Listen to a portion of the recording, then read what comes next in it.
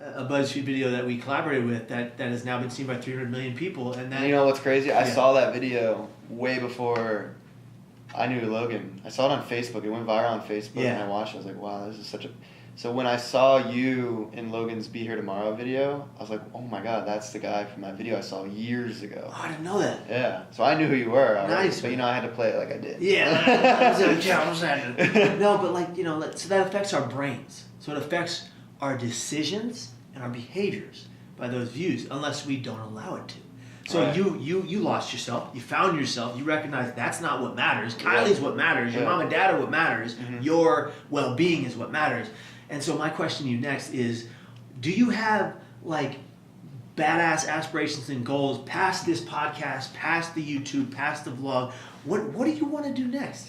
I think I always live my life day by day, and I always I have a weird mindset that everything will always work itself out. It's like it's always been a fortunate thing in my life that everything works itself out. I feel like, I don't know, it's just a weird way of thinking, but for me, I see myself directing a movie. I see myself being in movies. I've been in 2 movies so far, but they're not out yet. I see myself, my biggest dream, I think, is with my music. I think because, I don't know, I always have this vision in my head of performing my songs and like looking out at a crowd and they're singing back to me. It's just like a cool feeling, you know what I'm saying?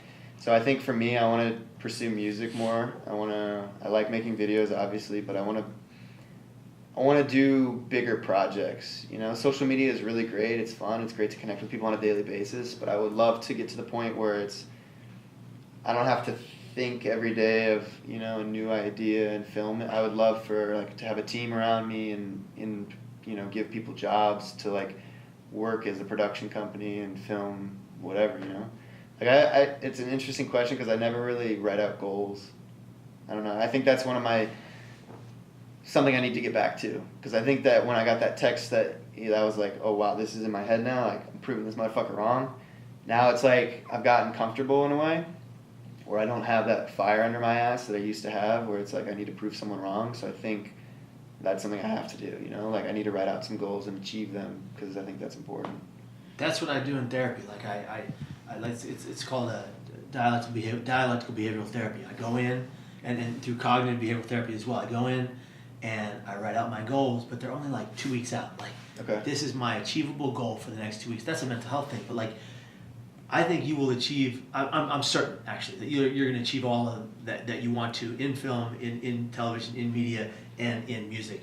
Your music's on fire. I'm really excited to see what happens next. I'm really excited to listen to your heart, and you really sang your heart out. And I'm really excited for the day that you see that audience in front of you in that arena, because I'm going to be sitting right in front.